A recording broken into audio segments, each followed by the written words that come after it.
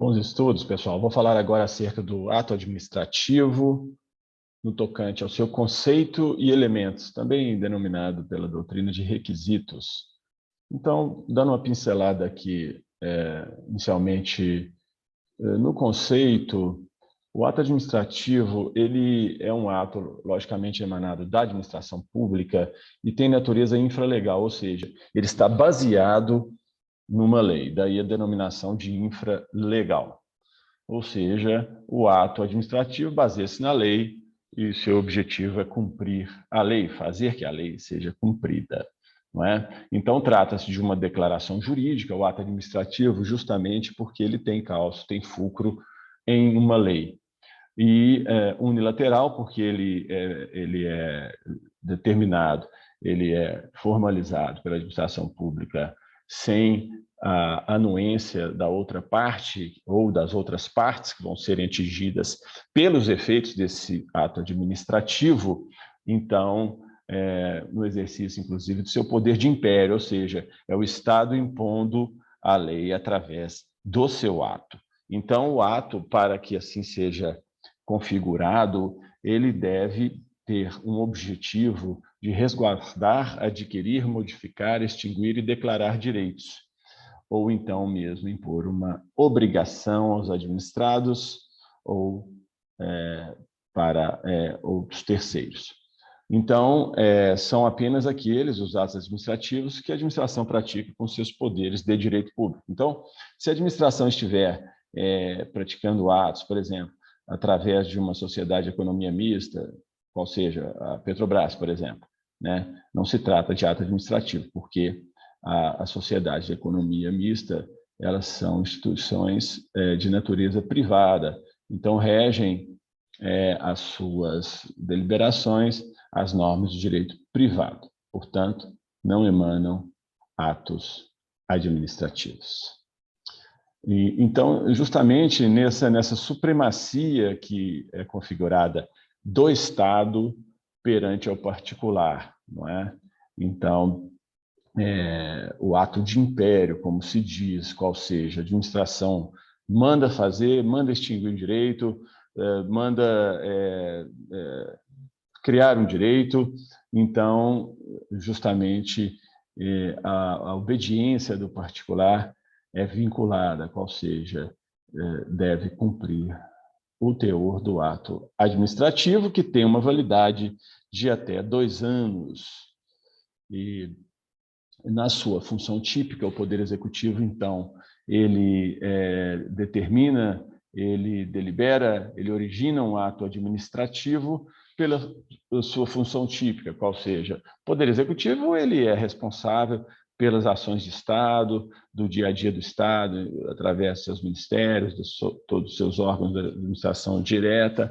Então, dentro disso, caracteriza uma função típica do Poder Executivo. Entretanto, também o Poder Legislativo e o Judiciário, eles emanam, podem originar, podem criar, podem deliberar atos administrativos em função atípica. Haja visto que a função típica do Legislativo é criar leis, legislar, e do Judiciário é julgar casos jurídicos. Entretanto, por exemplo, um Poder Judiciário, quando ele gerencia um concurso público, ele está praticando ali atos administrativos, ele informa o edital, ele avalia os resultados, etc. Não é função de julgamento de tribunal. Então, só para contextualizar, estaria, nesse caso, o Judiciário exercendo sua função, ou em função atípica, ao proferir, ao deliberar atos administrativos. No tocante ao mérito do ato administrativo, o ato vinculado não pode ser questionado quanto a seu mérito. Por quê? O ato vinculado, o próprio nome diz, é vinculado por lei. Então, o administrador ele não tem a faculdade de ficar interpretando se vai ou não utilizar aquela lei. Ele é um dever, quer dizer, um poder-dever do Estado. Ele deve aplicar a lei. Então, não há, em função disso, uma apreciação do mérito desse ato, justamente porque ele é vinculado. Não há margem de flexibilização para o agente público. Já o ato discricionário, sim, já visto que o ato discricionário ele advém da conveniência e da oportunidade. Então, é uma faculdade do administrador. Então, por se tratar de uma faculdade, esse rol é aberto. Então, cabe a análise do mérito no ato administrativo que tem natureza discricionária. Justamente porque não há margem de liberdade para o administrador no ato vinculado e no discricionário, sim, por conta da conveniência e oportunidade. Entrando aqui agora nos elementos do ato administrativo, nós temos a competência, a finalidade, a forma, o motivo e o objeto.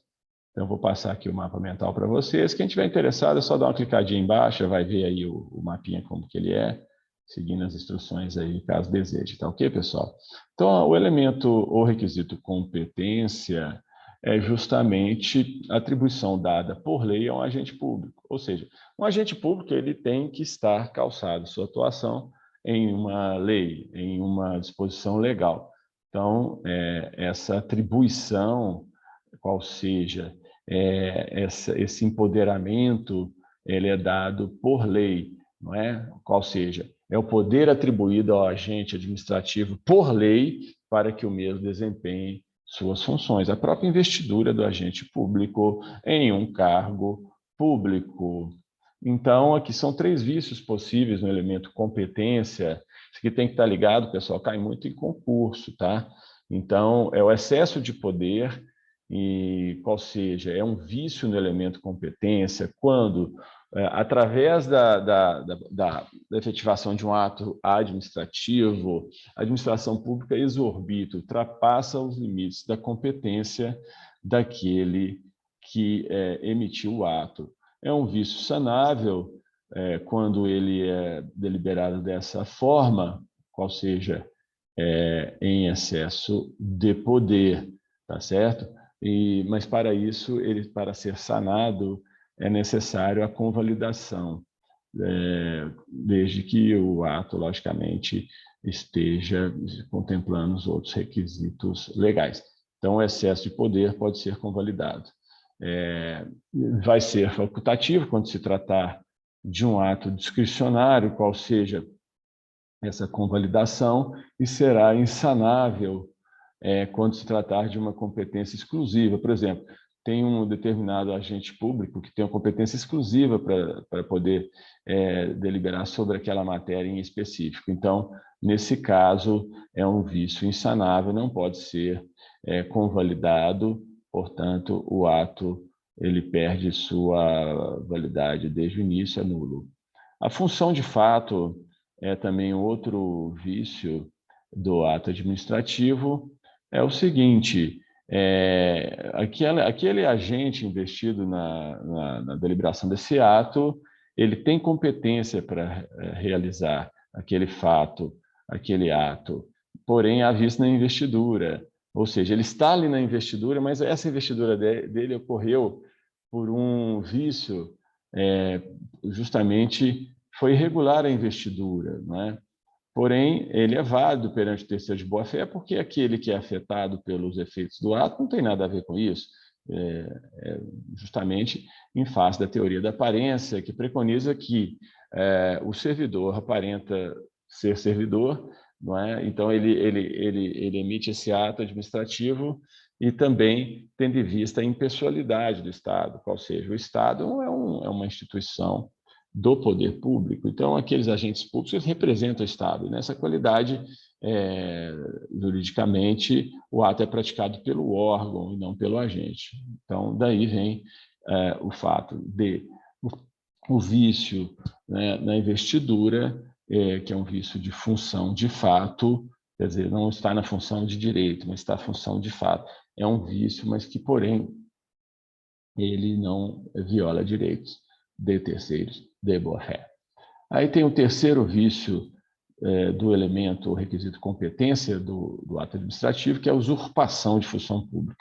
O ato é inexistente, trata-se de uma conduta criminosa, a usurpação de função pública é crime, ou seja, uma pessoa que não é funcionário público, ele pratica o ato. Então, isso realmente é uma fraude, é um crime, e essa situação já está prevista, então, como sendo um vício do ato administrativo.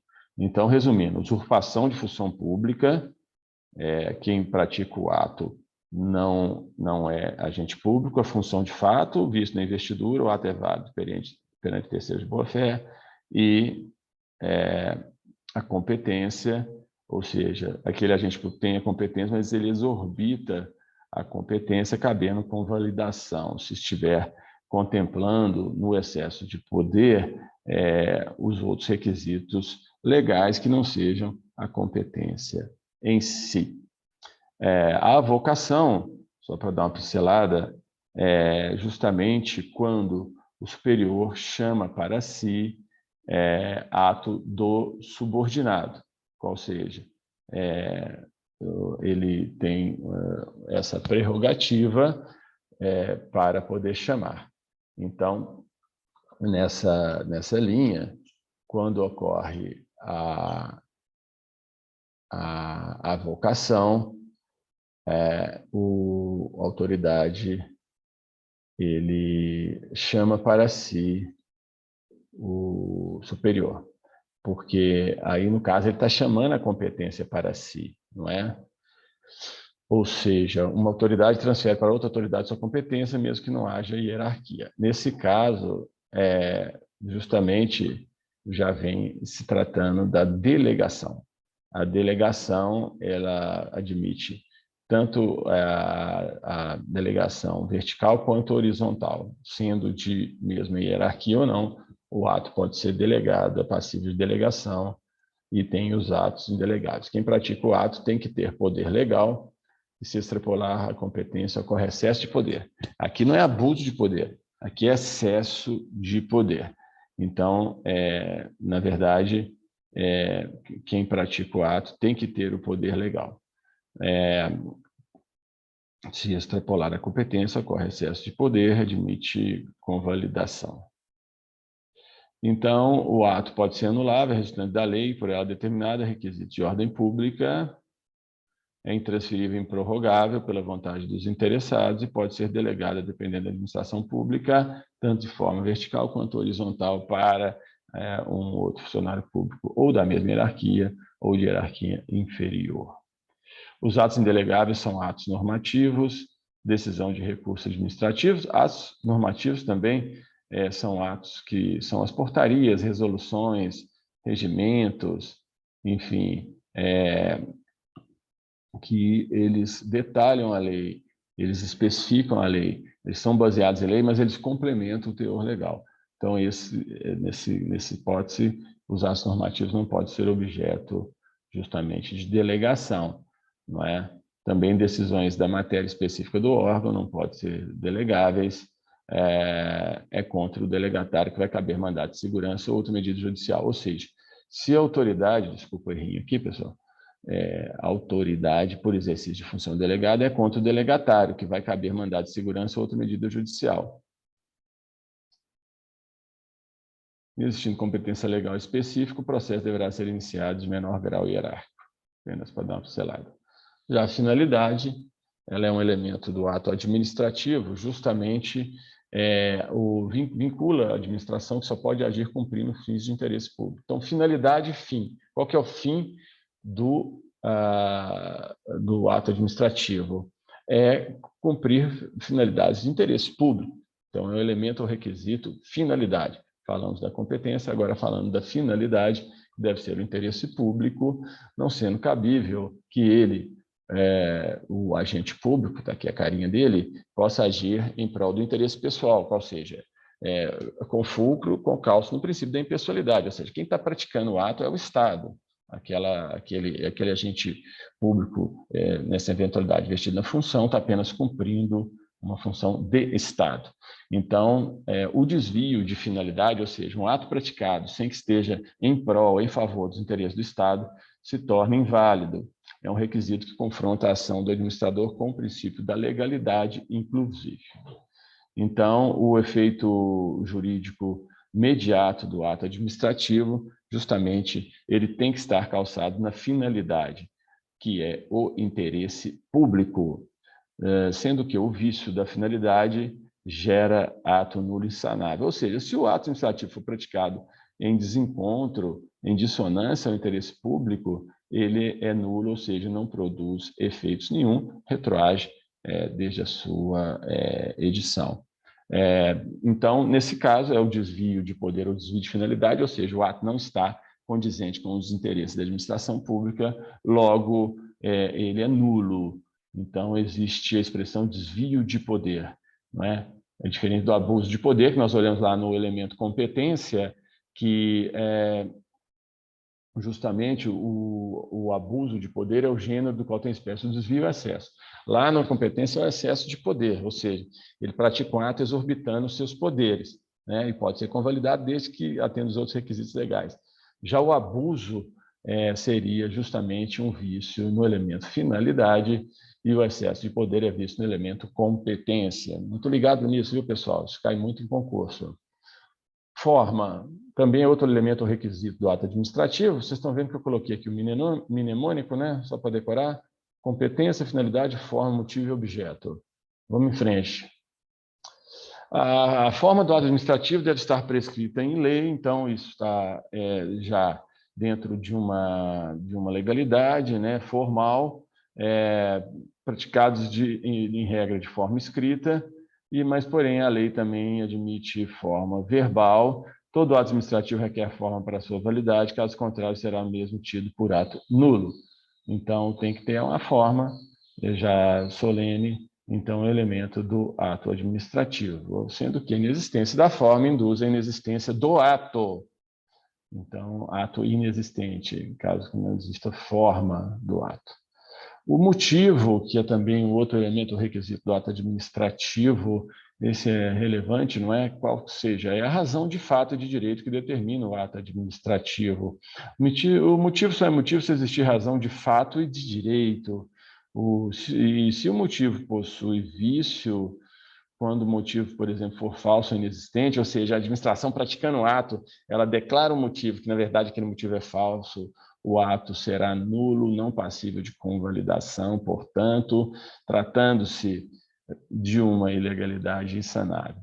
O vício do motivo passa pela teoria dos motivos determinantes, qual seja, que surge um direito francês que a validade dos atos se vincula aos motivos do seu fundamento, ou seja, motivo ou fundamento viciado, ato nulo.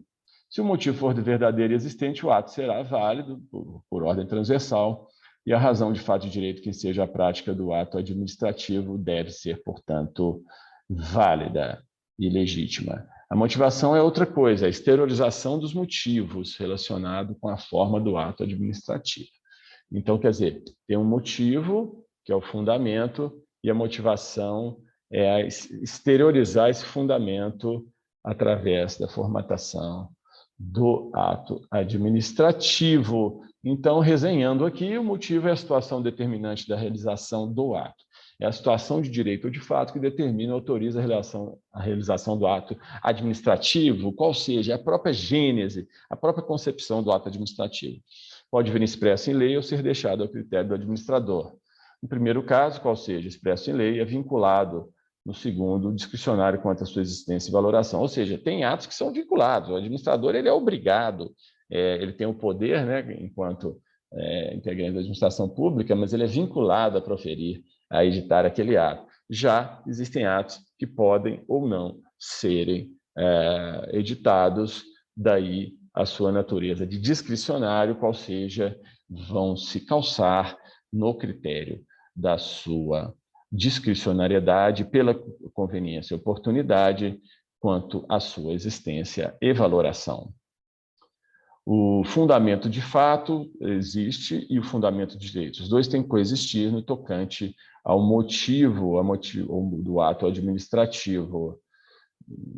Então, por exemplo, o motivo é a gravidez de uma servidora. A gravidez leva ao ato de licença gestante. Então, dentro disso, não precisam ser motivados a nomeação. Também a exoneração de cargo comissionado. Isso é pergunta batida em concurso também, né? Então, os cargos de livre nomeação, não é? Ou seja, esses funcionários públicos que entram sem concurso não precisam ter a sua criação nem nomeação motivadas em face de ser um critério do administrador, tá certo? Podem eventualmente serem motivados, e se forem também, aí já fica vinculado o motivo numa eventual validade, porque se o motivo, mesmo que seja uma faculdade ter o motivo, a nomeação de funcionário público, esse motivo ele for falso, for viciado, esse ato também pode ser declarado nulo pela teoria dos motivos determinantes.